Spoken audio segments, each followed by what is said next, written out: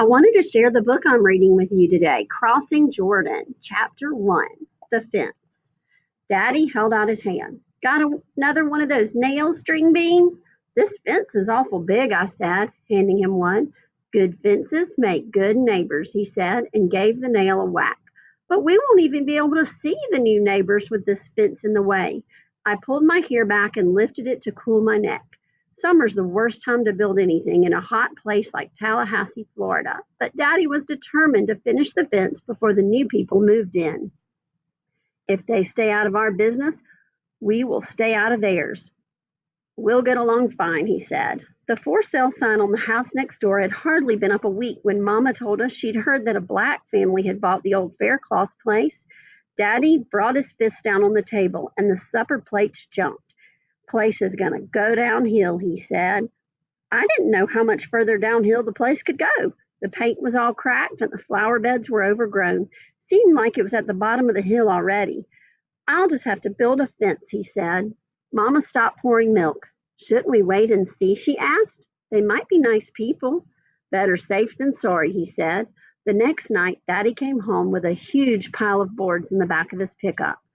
Mama stepped out of the house with my baby sister, Missy, on her hip. How much did all that cost, Seth? Not a thing, he laughed and told us. It just so happened they were building a pool at the apartment complex where he's the maintenance man, and they had to take down an old fence to do it. They even paid me to haul it off. I helped him carry the post and boards to the side yard, and then we spent a whole bunch of evenings with him hammering and me handing him nails and fetching him glasses of iced tea. Now he was hammering the last nail. There. He lifted his ball cap and wiped his face with his bandana. Bet even Michael Jordan couldn't see over that. And he walked off toward the house whistling. I was just taking a hard look at our new fence, trying to decide whether or not I liked it, when I heard a shout from the side of the street. Watch me, Cass! Cody Floyd was wobbling along on his bike with his older brother Ben running behind him. Hey, Cody, you're doing good, I called, walking along the fence to the edge of the road. You take his training wheels off, Ben? Yup. Ben flipped his brown hair out of his eyes and stood for a second with his hands on his hips, watching Cody dip and swerve his way down the road. Don't lean! He ran and grabbed the seat to keep Cody from falling over. I watched Ben chase after his brother. I wondered when he'd gotten so cute. He didn't used to be that way, and believe me, I know. I'm an expert on Ben Floyd. We've known each other since we were both babies. Mama has pictures of the two of us in diapers, which I'd like to burn. Even though he's a boy, Ben's always been my best friend, at least until last year. Since then, he's been hanging out with a boy named Justin who moved into the neighborhood last summer. I guess it's easier for him. I know it would be easier for me if he was a girl. And I wish he hadn't gotten cute. Last year, other girls started getting all giggly and tongue-tied around him. They were jealous if they saw him talking to me, and the guys teased him. No one would believe that we were just friends. Turn, Cody, turn! Ben jerked his brother's handlebars, and the bike came back my way. Ben ran alongside, one hand on the seat. Your daddy going to build that fence all the way around? He called over his shoulder. I don't think so. That's good. He swooped the bike around again. Your place would look like a fort if he did. Ben, Cody whined, I'm getting dizzy going back and forth. I want to go home. Okay, see you later, Ben called to me as they streaked by.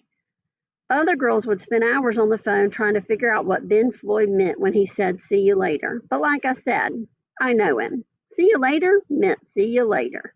Later, Cody repeated. He jingled the bell on his handlebars all the way to their house at the end of the block. He only stopped ringing it when Ben shouted, Brake, Cody, brake! You're going to hit the garage! Trailing my fingers along the boards of the new fence, I walked back toward the rows of sharon bush that grew near the edge of our yard. The fence was pretty close to the bush, and it crowded the spot where Ben and me used to play when we were little. We would sit behind the bush, hidden from the house. Sometimes we would throw a blanket over the branches to make a tent. I guess we've outgrown all that now that we're both in middle school. I still have a chair back there, though, and when my parents and my big brother Luann and the baby are all fussing at once, I sit back there just to get away. Page 4. Before we built the fence, I could see the house next door real well. It's the only big house in the neighborhood, and it was built a long, long time ago. It must have been beautiful back then. It has fancy railings and a porch that wraps all the way around.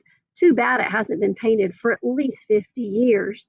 Until March, when she died at 97, Miss Liz was always out on that porch. She would talk to Ben and me while we were playing by the rows of Sharon bush. After Ben stopped coming over, Miss Liz told me I should come sit up on the porch with her so the two of us could talk girl to girl. Sitting side by side in the two rockers on the porch, we'd talk. I would tell her about how much I loved to run and about how I wished I could be pretty like my sister Luann.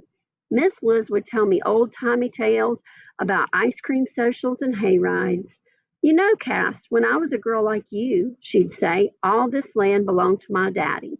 Then she would sweep her thin bluish hand through the air, and our house and all the other little houses would disappear.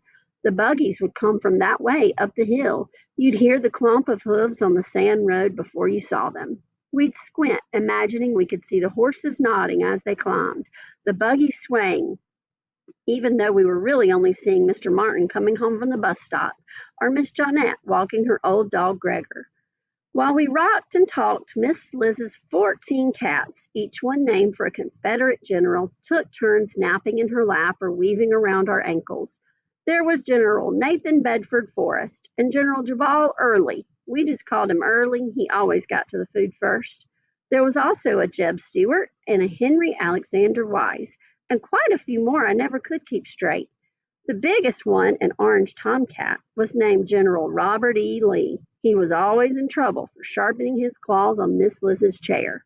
After Miss Liz died, I took my rocker off the porch and put it in my spot behind the bush. I just knew she would have wanted me to have it. The day of Miss Liz's funeral, I felt so bad that Mama let me stay home from school. That's how come I saw Miss Liz's family drive up in a rented moving van. Still dressed in their funeral clothes, they took everything out of her house they thought was valuable, from the porcelain dolls to the rosewood dining table. When they left, Miss Liz's scratched up rocker was still on the porch.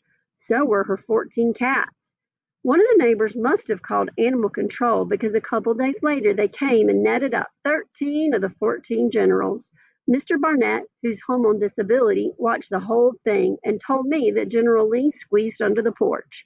The cat catchers were too fat to crawl after him, and their nets wouldn't reach, so they left him behind. Looks like we're down to the last general, Cass, Mr. Barnett said, shaking his head. After that, the last general yowled at my door twice a day. Once I'd fed him, he'd go back to Miss Liz's porch. No one yelled at him any more when he sharpened his claws on her rocker. Sitting in my chair now, I was almost smack up against the new fence. Its boards were weathered silver with holes where knots had dropped out. And that's when I discovered it, a knot hole at just the right height. If I pressed my knees against the wood and squinched my eye up to it, I could look right into Miss Liz's yard.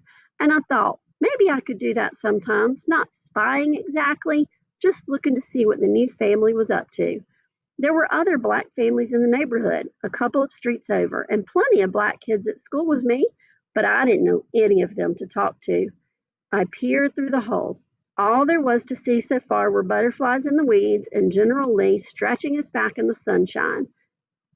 I wondered when the new family would get there and what they would be like.